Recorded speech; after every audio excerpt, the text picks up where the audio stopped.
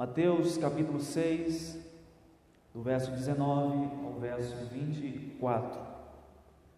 Nós estamos numa série de sermões aqui na igreja, aos domingos, a série Sal e Luz.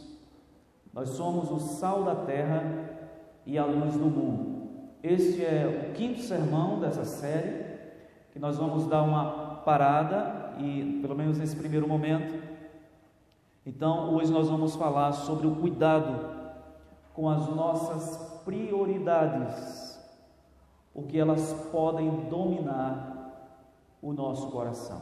Eu gostaria de partir desse texto de Mateus 6, 19 a 24, que nos diz assim: Não acumuleis para vós outros tesouros sobre a terra, onde a traça e a ferrugem corroem, e onde ladrões escavam e roubam, mas ajuntai para vós outros tesouros no céu, onde traça nem ferrugem corrói, e onde ladrões não escavam nem roubam, porque onde está o teu tesouro, aí estará também o teu coração. São os olhos a lâmpada do corpo.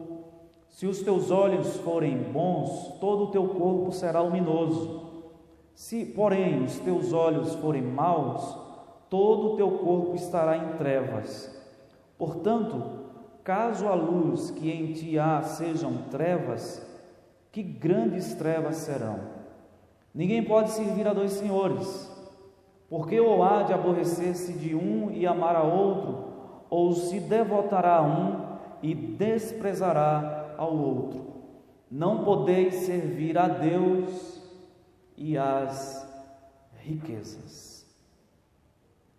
Meus irmãos, esse texto faz parte, como nós já falamos aqui, do famoso Sermão do Monte de Jesus, que começa no capítulo 5 e vai até o capítulo 7, onde Jesus traz uma série de instruções, de recomendações para o cidadão dos céus, aquele que é seu discípulo, aquele que anda nas suas pegadas.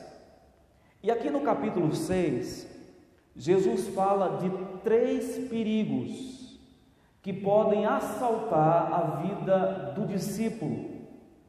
Quais são os perigos aos quais nós estamos expostos durante a nossa jornada? E o primeiro perigo que ele fala é o texto da nossa exposição dessa noite.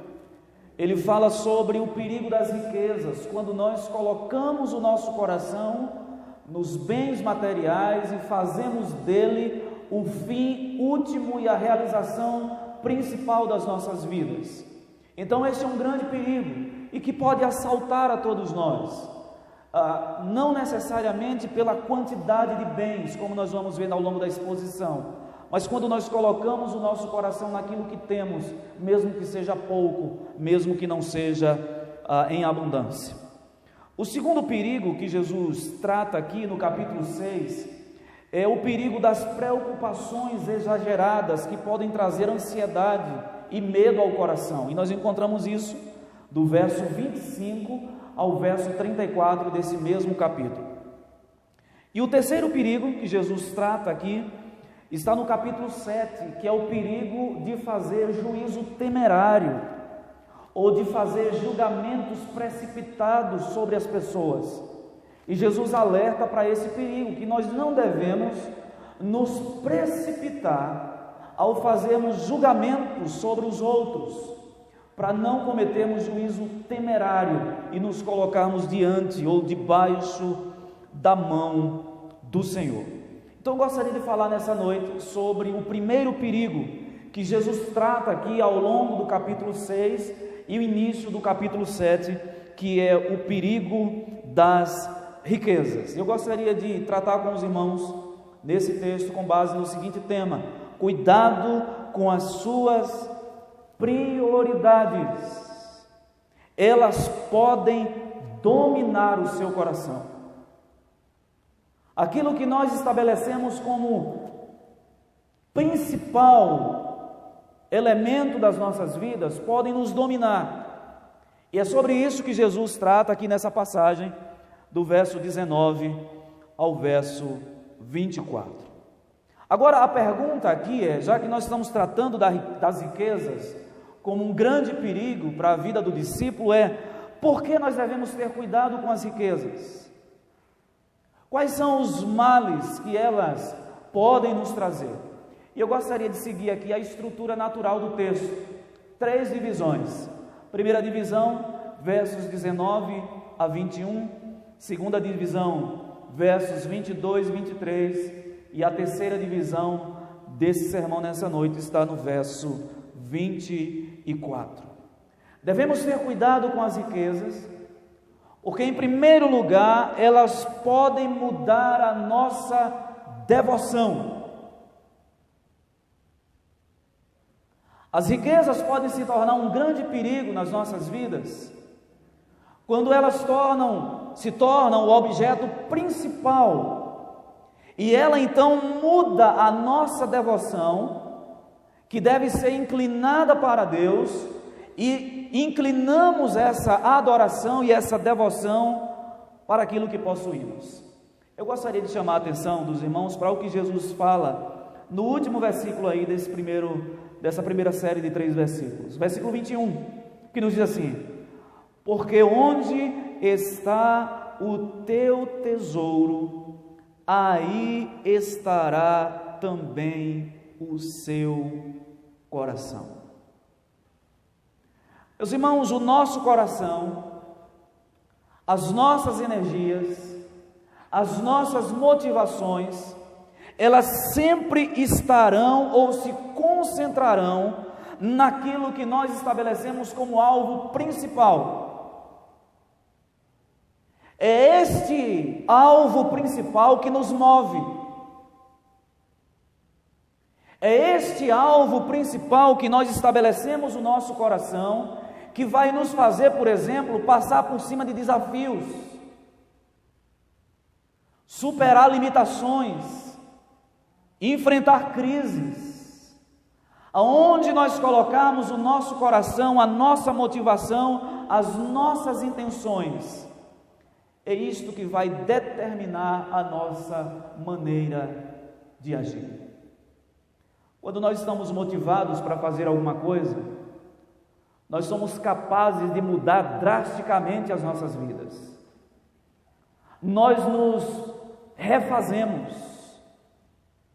Nós somos capazes de mudar hábitos, capazes de fazer sacrifício, porque aquilo que nós estabelecemos como alvo é o que vai dominar as motivações e as inclinações do nosso coração. Quando o texto fala aí de coração, nós precisamos entender que o Novo Testamento ele foi escrito tendo como pano de fundo o Antigo Testamento, a cultura judaica. E na cultura judaica, o coração é o centro da vida humana, é aquilo que nós somos. Os nossos pensamentos, os nossos sentimentos, decisões, desejos e vontades. Em outras palavras, o que Jesus está dizendo aqui é: aonde nós colocarmos o nosso ser, para onde os nossos pensamentos estiverem voltados, para onde os nossos desejos e vontades estiverem inclinados, é isto que vai determinar as nossas vidas. É nisso que nós vamos colocar o nosso tempo, é isso que vai direcionar as nossas decisões, é isto que vai moldar as nossas ações, as nossas reações, aquilo em que colocarmos o nosso coração. Agora eu volto para os versos anteriores, o verso 19, quando Jesus diz assim: não acumuleis para vós outros tesouros sobre a terra, onde a traça e a ferrugem corrói, e onde ladrões escavam e roubam. Jesus diz que nós não devemos colocar o nosso coração nessas coisas. Não devemos estabelecer os bens materiais como alvo principal das nossas vidas, porque Jesus diz que a ferrugem pode corroer o nosso tesouro. A palavra que nós encontramos no original aqui, para ferrugem, ela pode ser traduzida também como carcoma ou traça, aquilo que destrói, aquilo que vai se deteriorando aos poucos, aquilo que vai se desfazendo aos poucos. É bem provável que Jesus tivesse em mente aqui algo que era muito comum naquela cultura. As pessoas armazenavam os tesouros em grandes cestos, ou elas guardavam as suas joias em grandes baús de madeira, e algumas delas cavavam o chão e faziam ali um lugar onde pudessem esconder aquele tesouro, para que ninguém pudesse encontrar e roubar. E como esses baús, esses recipientes eram feitos de madeira, a traça podia corroer. E havia uma prática muito comum nessa época de armazenar roupas caríssimas. As culturas, elas mudam. O que determina o que é riqueza numa cultura não necessariamente é o mesmo que é tido como riqueza em outra cultura. E nessa época aqui, roupas caras eram artigos de luxo e considerados muito caros por pessoas ricas. Pessoas ricas somente podiam acumular. O que Jesus está dizendo é: estas coisas, essas roupas finas e caras, elas podem se deteriorar. O tesouro, o ouro, a prata, os ladrões, mesmo que você esconda num lugar difícil de ser achado, ele pode ser encontrado pelos ladrões. Portanto, Jesus diz: não acumuleis para vós outros tesouros sobre a terra. É importante a gente destacar que, no entendimento de Jesus, o perigo do dinheiro não está necessariamente na quantidade. A ênfase do texto não é a quantidade. Porque é possível que alguém que possua muitos bens não tenha o seu coração apegado a isto que tem. E você pode, eu imagino que nesse momento, enquanto eu estou falando, você pode fazer uma vasculhada em sua mente e você se lembrar de muitas pessoas, tanto da igreja como de fora da igreja, que apesar de possuírem muitos recursos, são pessoas desprendidas, são pessoas que não têm o coração naquilo que possuem. É possível que alguém possua muitos bens, mas não tenha o coração nos bens. Eu conheci na minha história, na minha jornada cristã curta, alguns homens que, para mim, foram exemplos nesse sentido. Inclusive, na minha igreja, nós tínhamos um exemplo de um homem que era assim. Um homem que tinha muitos bens, mas sempre teve o coração desprendido para a obra de Deus, ali naquela igreja. O ponto de Jesus aqui não é esse, não é a quantidade. Porque, por outro lado, meus irmãos, alguém pode possuir poucos bens e estar preso àquilo que possui. É tanto que o desfecho desses 3 versículos, quando Jesus diz no versículo 21 acerca do coração, de você pôr o coração nessas coisas, a ênfase do texto não está em quantidade, mas na maneira como você lida com aquilo que tem. Porque é possível ter muito e não ter o coração nas riquezas, tendo ela como mamon. Por outro lado, é possível ter pouco e ter aquilo que possui como um Deus, como mamon. A maldição do dinheiro destacada aqui por Jesus, portanto, está na cobiça dele. O que Jesus está querendo combater aqui é que os seus discípulos, que são sal da terra e luz do mundo, não tivessem os seus corações escravizados e as suas almas sufocadas pelo amor ao dinheiro. A Escritura nos alerta sobre o perigo das riquezas. e como essas riquezas podem mudar a nossa devoção. Na primeira carta a Timóteo, o apóstolo Paulo, no capítulo 6, essa carta do verso 9 ao verso 10, eu gostaria de ler essa passagem. 1 Timóteo capítulo 6, versículos 9 e 10, a palavra do Senhor nos diz assim: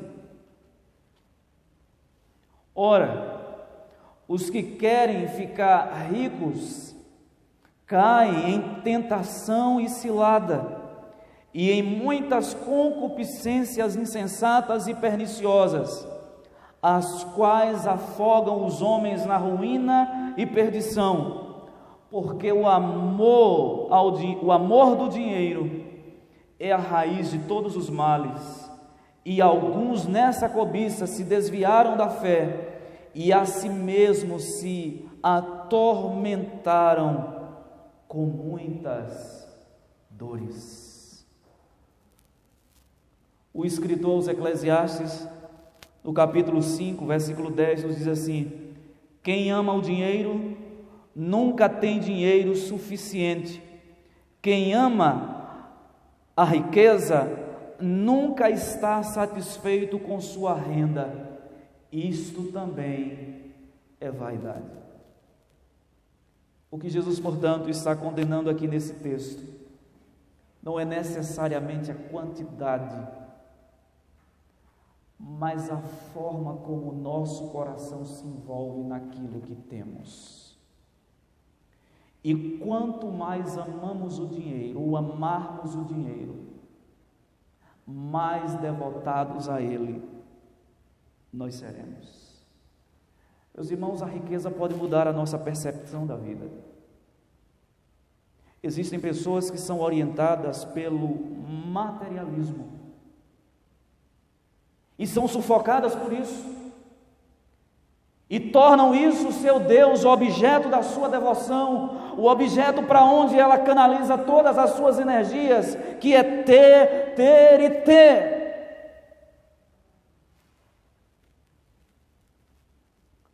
As riquezas podem mudar a direção do nosso coração, podem inclinar as nossas vontades e desejos na direção dela. Por que será que muitos, e nós temos visto na história recente do nosso Brasil, nós temos acompanhado isso, por que é que pessoas de cargos elevadíssimos estatais, que têm salários elevadíssimos, que têm estabilidade na carreira, ou seja, não podem ser demitidas, a menos que cometam erros gravíssimos, e que podem galgar estágios maiores? Porque pessoas nessa condição se corrompem? Porque alguém que tem muitos recursos ainda assim se corrompe para ter mais e mais? É isso que Jesus está condenando aqui. É você, de alguma forma, ser dominado pelo desejo de ter. E isso se torna uma devoção tão avassaladora que você é capaz de passar, a pessoa que assim é capaz de passar por cima de valores, de preceitos e de princípios para ter aquilo que o seu coração está devoto, aquilo em que o seu coração está, que é o acúmulo de riquezas. Cuidado com as suas prioridades, elas podem dominar o seu coração. Porque Jesus alerta para o perigo das riquezas? Em primeiro lugar, porque a riqueza pode mudar a devoção do nosso coração. Em segundo lugar, a riqueza pode mudar o nosso senso de direção. Versos 22 e 23. Vamos ler juntos esse texto? Eu gostaria de ver os irmãos lerem bem forte. Mateus capítulo 6, versículo 22. São os olhos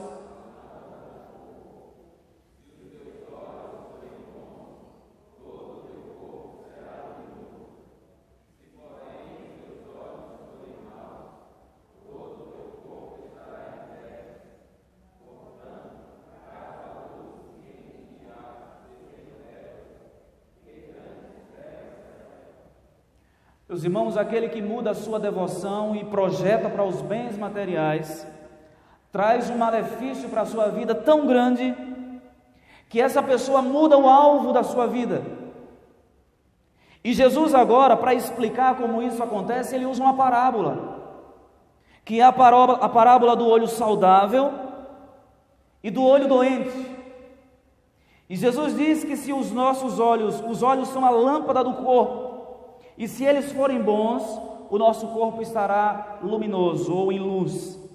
Mas se forem maus, o nosso corpo, a nossa vida estará imerso, ou estarão imersos nas trevas, o nosso corpo, a nossa alma. Qual é a ideia aqui de olho? Já ouviram essa expressão? Fulano de tal, quando viu tal coisa, brilhou os olhos. A ideia aqui é que aquilo que o nosso coração está focado e estabelece como alvo, os nossos olhos brilham. É o nosso foco, é o nosso interesse. O que Jesus está dizendo aqui é: tenham cuidado para onde vocês direcionam as suas vidas. Tenham cuidado com as ênfases que vocês dão às suas vidas, para onde vocês olham. Os seus olhos estão na riqueza? Os seus olhos estão nas coisas desse mundo? Se isto for o seu alvo principal, você estará em ruína. Meus irmãos, Jesus está preparando aqui, nesses versículos 22 e 23, um argumento para poder tratar a questão da ansiedade que ele trata mais na frente, no capítulo 6, a partir do verso 25 ao verso 34. O que Jesus está dizendo, portanto, é que se os nossos olhos forem maus, eles estarão focados de tal forma nas riquezas, que elas trarão ao nosso coração ansiedade e preocupação. É por isso que ele diz que se os nossos olhos forem maus, todo o nosso corpo estará em trevas. Se o foco da nossa atenção for mamon, as riquezas, nós vamos atrair sobre nós preocupações e ansiedade.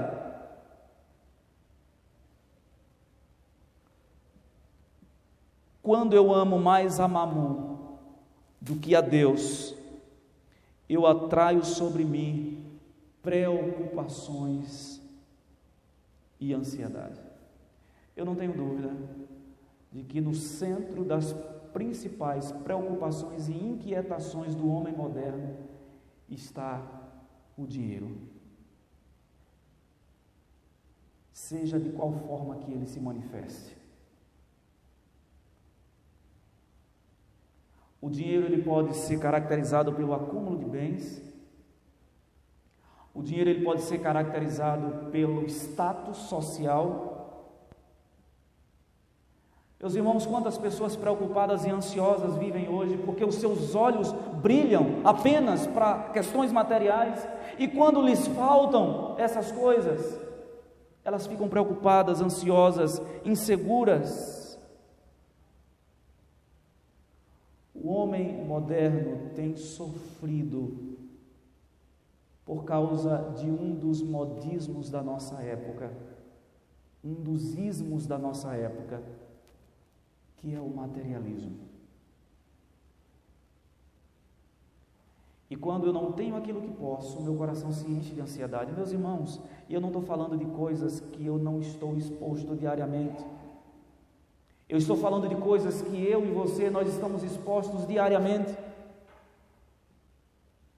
Nós não estamos imunes a isso. Quantas vezes nós não conseguimos dormir, não conseguimos ter paz, por conta de questões materiais? Pessoas que destroem as suas famílias, porque os seus olhos estão nas coisas materiais.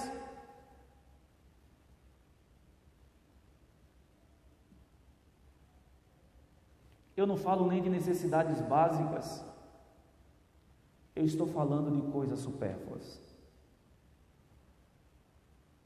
que nós podemos passar sem elas.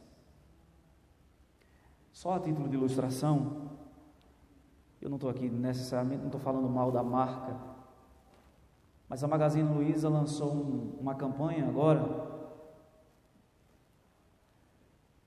e de alguma forma esse é o objetivo do comercial, da propaganda, é aguçar nas pessoas o desejo por consumir. Você não vai ver a Copa do Mundo no mesmo aparelho do 7-1. E aí um dia desse a gente estava brincando lá em casa, eu disse, eu vou ver no mesmo. Qual é a ideia? É forçar você a perceber, a entender que de alguma forma você precisa se desfazer daquilo que você tem para adquirir um bem novo. E a grande verdade é que nós vamos criando, estabelecendo prioridades e convertemos desejos em necessidade muito rapidamente. E aquilo que na verdade não passa de um desejo, nós a estabelecemos na nossa mente como sendo uma categoria de necessidade. Eu preciso, e se eu preciso, eu tenho que adquirir.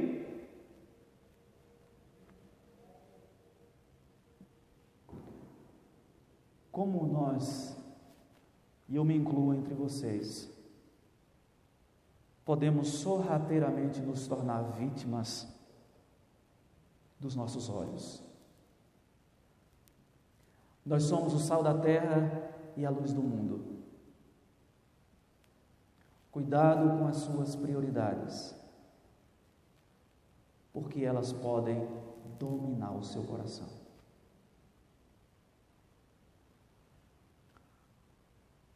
A Escritura Sagrada nos alerta a esse respeito. No livro de Provérbios, capítulo 18, versos 10 e 11, nos diz assim a palavra do Senhor: o nome do Senhor é uma torre forte, os justos correm para ela e estão seguros. A riqueza dos ricos é a sua cidade fortificada. Eles imaginam uma parede inacessível. O servo do Senhor tem Deus como a sua fortaleza, como a sua torre forte. Mas os que colocam seus corações nas riquezas, têm as riquezas como a sua fortificação. O grande problema é que as riquezas não podem conferir valor a nós. Elas podem eventualmente conferir status, que tem a ver com a nossa condição passageira, mas a riqueza não pode conferir ao ser humano valor, dignidade, porque esses valores eles são conquistados não com bens, mas eles são conquistados através do momento que nós nos relacionamos com aquele que confere significado às nossas vidas e sentido a nós. Quantos que já colocaram os seus corações nas riquezas e quando elas faltaram, as suas vidas se tornaram imensas trevas, escuridão, porque os seus olhos não eram bons. O que Jesus está dizendo aqui é que aquele que coloca o seu coração nas riquezas, ele fica como alguém tateando no escuro, sem saber qual é o verdadeiro valor da vida. E colocam toda a sua expectativa naquilo que tem. E o ser humano é definido por aquilo que ele tem. Esse é o espírito da nossa época. As pessoas valem o que têm. E quando elas não têm, as suas vidas se assemelham ao que Jesus falou, se tornam obscuras, carregadas de ansiedades e preocupações, porque faltou o Deus, Mamon, que é o Deus do dinheiro. Meus irmãos, Jesus alerta para o perigo das riquezas. Primeiro, porque ela pode mudar, ou elas podem mudar a nossa devoção, nós podemos colocar o coração nelas. Em segundo lugar, porque elas podem mudar o nosso senso de direção. Ficamos desnorteados, perdidos, quando o dinheiro é o nosso bem maior. Mas mais do que isso, as riquezas podem se tornar um grande perigo nas nossas vidas, porque elas podem mudar a dedicação do nosso coração. Verso 24. Vamos ver juntos? Ninguém pode servir a dois senhores, porque ou há de aborrecer-se de um e amar ao outro, ou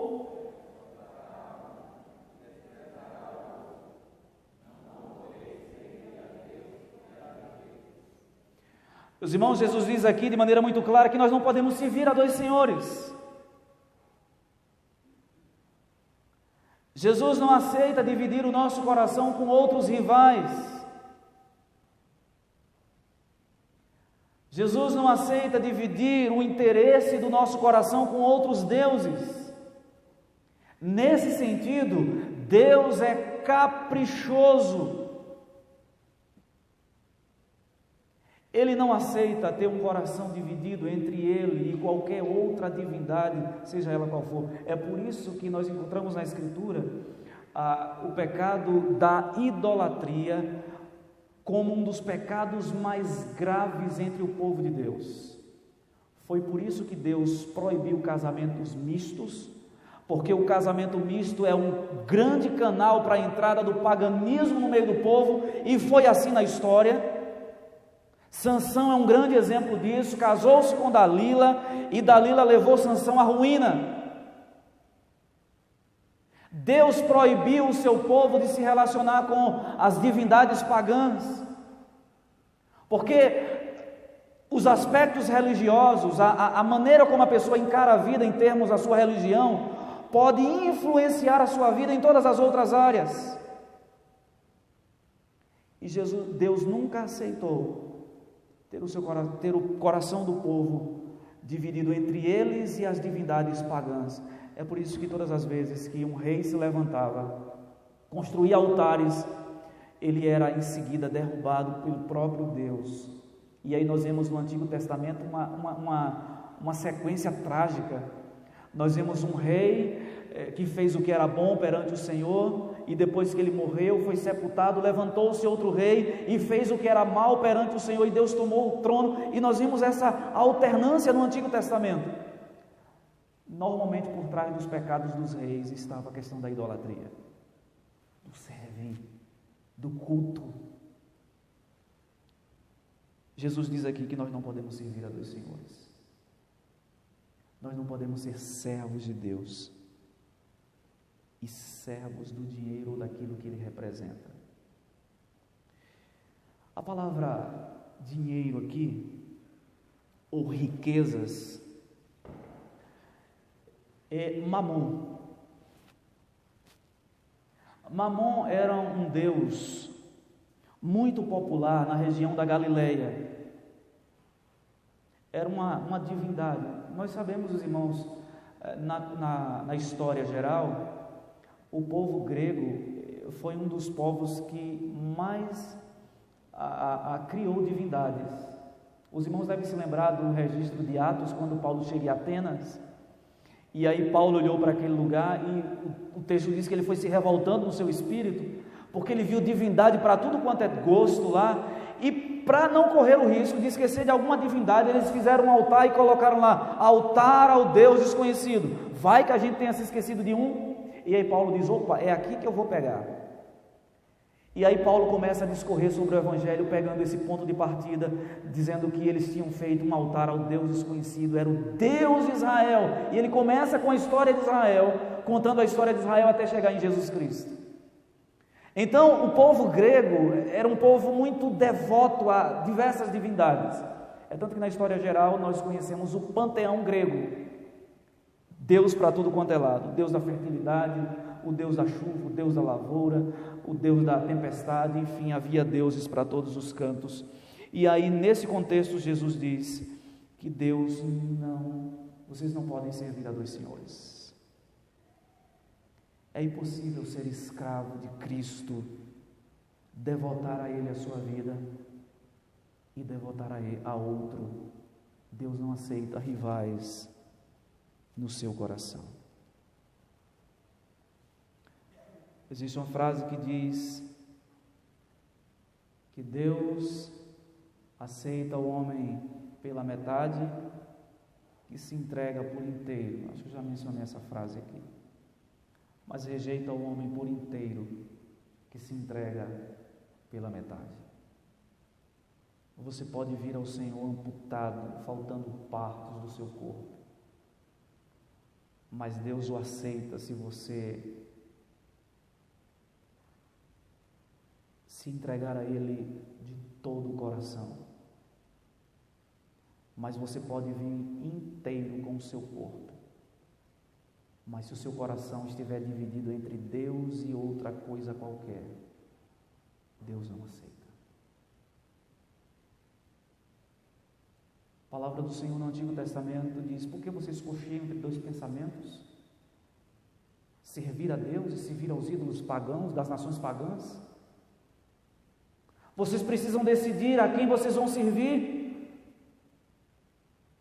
O profeta do Senhor, o servo do Senhor Josué, diz: vocês precisam definir a quem vocês vão servir, se a Deus ou aos deuses das nações pagãs. Mas vocês não podem servir a dois senhores.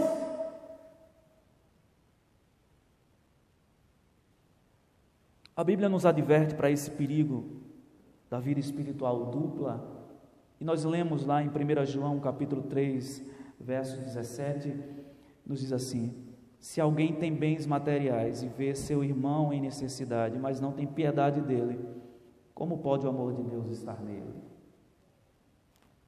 Em Lucas 18, versos 18 a 24, Jesus conta a história de um homem, e diz assim o texto: certo homem de posição perguntou-lhe: bom mestre, que farei para herdar a vida eterna?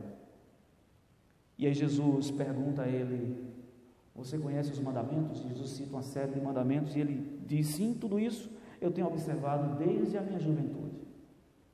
E aí Jesus, ao ouvir a resposta dele, disse: muito bem, uma coisa ainda te falta. Vai, vende tudo que tens, dá aos pobres e terás um tesouro nos céus. Depois vem e me segue. O texto diz que aquele jovem ouviu isso e o seu coração se entristeceu. E ele saiu da presença de Jesus. Jesus queria confrontar aquele jovem. Jesus não está ensinando aqui que nós devemos estabelecer como mandamento principal ter a prática de desfazer do que temos para distribuir entre todos. O que Jesus queria fazer aqui era provar o coração daquele homem, porque Jesus sabia que apesar de toda a sua devoção, de todo o seu conhecimento da lei, ele estava pegado a mamon. Ele conhecia muito bem o preceito da lei, mas não conhecia o Deus poderoso que estabeleceu a lei. Cuidado com as suas prioridades. Elas podem dominar o seu coração. Quais são os perigos das riquezas? Ela pode mudar a nossa devoção. Ela pode mudar o nosso senso de direção. E ela pode mudar a dedicação, o culto do nosso coração, desviando para outros deuses que substituam Deus. Onde está a sua lealdade? E eu concluo fazendo algumas observações. Nós vivemos em um mundo que opera com o dinheiro. O acúmulo de riquezas, ou colocar o coração nestas coisas,